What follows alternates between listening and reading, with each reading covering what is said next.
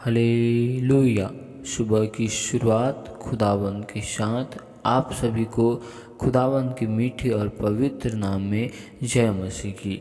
धन्यवाद धन्यवाद मेरे प्यारे प्रभु जी। महान खुदा सेनाओं की यहोवा, अद्भुत कार्य करने वाले, विलम्ब से कोप करने वाले, सर्वशक्तिमान सेनाओं की यहोवा पिता परमेश्वर, मैं आपका धन्यवाद करता हूँ, तारीफ करता हूँ, स्तुति प्रशंसा बड़ाई करता हूँ, क्योंकि आप मेरे महान खुदा, महान परमेश्वर हो।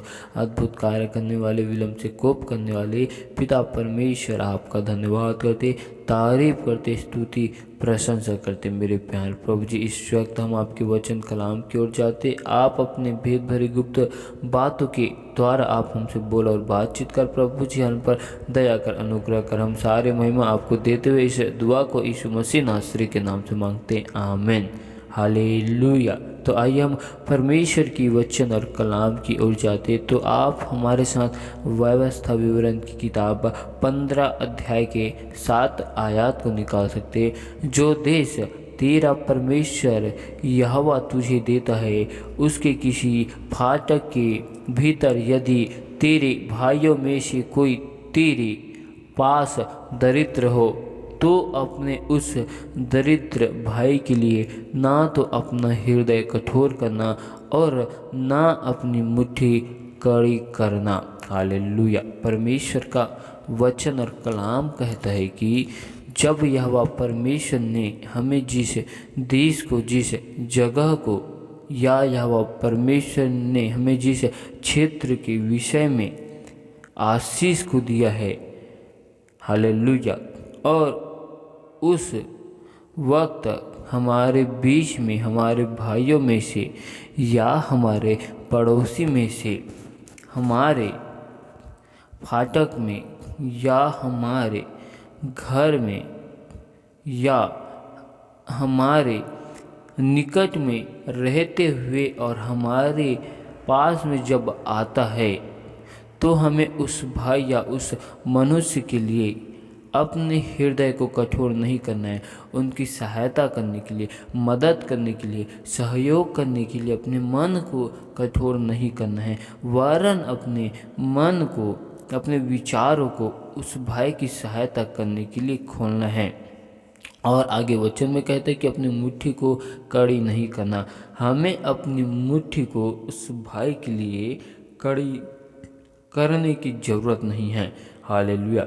जब यहोवा परमेश्वर ने हमें धन संपत्ति से, यहोवा परमेश्वर ने हमें आशीषित को कर दिया है, और हमारे बीच में हमारे भाई बंधु में से या कोई मनुष्य जब हमारे पास में आता है और उसकी दशा हमारे, जब हम उसे देखते हैं तो उसकी दशा तरस योग्य होती है, तो उस भाई को या उस मनुष्य को हमें संभालने की ज़रूरत है। संकट के समय में, मुसीबत के समय में उस मनुष्य की सुधि लेने की जिम्मेदारी हमारी है। क्योंकि जब इजरायली लोग अकाल के समय में फिरौन राजा के देश में, मिस्र में गए थे, परदेसी होकर वहाँ रहते थे, और अकाल के समय में यहोवा परमेश्वर ने यूसुफ को और उनके पूरे घराने को फिरौन राजा ने मिस्र देश में बुलाकर वहाँ की धन संपत्ति आशीषित किया। तो वैसे ही यहोवा परमेश्वर चाहता है कि जब हम घटी के समय में उन इजरायलियों के समान फिरौन राजा से जाकर हमने सहायता ली, मदद को लिया, वैसे ही यहोवा परमेश्वर ने यदि हमको धन के विषय में अपरंपार की आशीष को दिया है, तो यहोवा परमेश्वर ने हमें इसलिए दिया है कि हमारे बीच में किसी दरिद्र या कंगाल मनुष्य को, या जो संकट में हो, जो मुसीबत में हो, हम उनकी सहायता कर सके, मदद को कर सके। यहोवा परमेश्वर ने हमें इसलिए उस धन से आशीषित किया है, ताकि हम किसी मनुष्य की सहायता कर सके। Hallelujah, hallelujah. और यह परमेश्वर का वचन आगे कहते हैं कि जिस वस्तु की घटी उसको हो, उसकी जितनी आवश्यकता हो उतना अवश्य अपना हाथ ढीला करके उसको उधार देना। क्योंकि यहोवा परमेश्वर का वचन कहता है कि यहोवा परमेश्वर ने हमारे हाथ के कामों में बहुतायत की आशीष को दिया है, और यहोवा परमेश्वर ने हमें उधार लेने वाला नहीं वरन उधार देने वाला बना चुका है।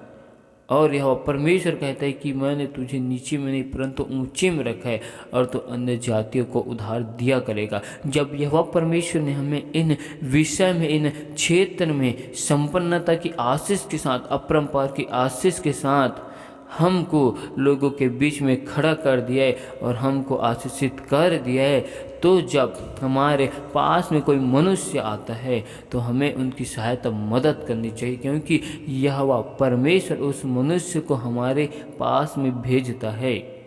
क्योंकि यहोवा परमेश्वर ने जब हमें धन को दिया है तो यहोवा परमेश्वर हमारे मन को, हमारे विचार को जांचता है कि हम उस धन का या उस संपत्ति का सही रीति से उपयोग करते हैं कि नहीं।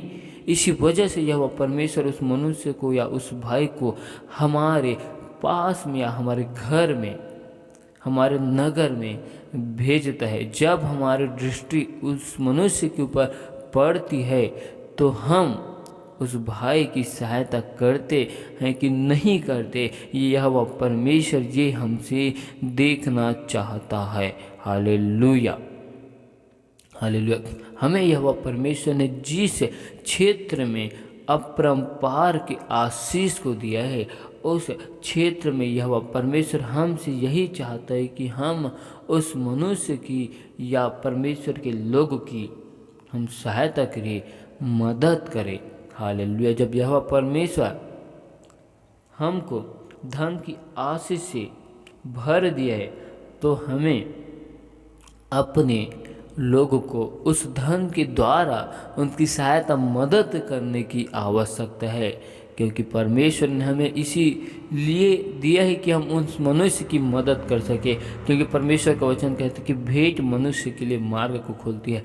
जब हम मनुष्य को या अपने भाई की मदद करते हैं तो हम परमेश्वर की मदद करते हैं, और उस मदद के द्वारा परमेश्वर हमारे लिए और रास्ते को खोलता है, मार्ग को तैयार करता है। हालेलुया।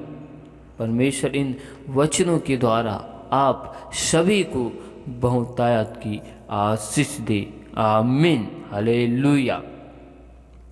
धन्यवाद, धन्यवाद, धन्यवाद मेरे प्यारे प्रभु जी, महान खुदा, सेनाओं के यहोवा, खुदावंद, खुदा, बादशाह के बादशाह, अब परमेश्वर पिता परमेश्वर यीशु मसीह, हम आपका धन्यवाद करते, तारीफ, स्तुति, प्रशंसा करते प्रभु जी। सुबह की भोर में आपके निकट, आपकी हजूरी में आते मेरे प्यार प्रभु जी। पिता परमेश्वर हम पर दया कर, अनुग्रह कर, हमारे मन के विचारों में, सोचों में, ख्यालों में, ख्वाबों में लहू से हमें धोकर शुद्ध और पवित्र कर, क्योंकि तू मेरे महान खुदा, महान परमेश्वर है, अद्भुत कार्य करने वाले, विलम्ब से कोप करने वाले, सर्वशक्तिमान मेरे परमेश्वर है। मैं आपका धन्यवाद तारीफ करता हूँ प्रभु जी। पिता परमेश्वर, आज हर एक भाई बहनों को तेरे बलवंत पवित्र हाथ में शब्द आपके लहू के बाढ़ हम कवर करते, हर एक भाई बहनों के जीवन से आपके नाम की महिमा को चाहते, उनके घर परिवार में आपकी सुख शांति की घोषणा करते।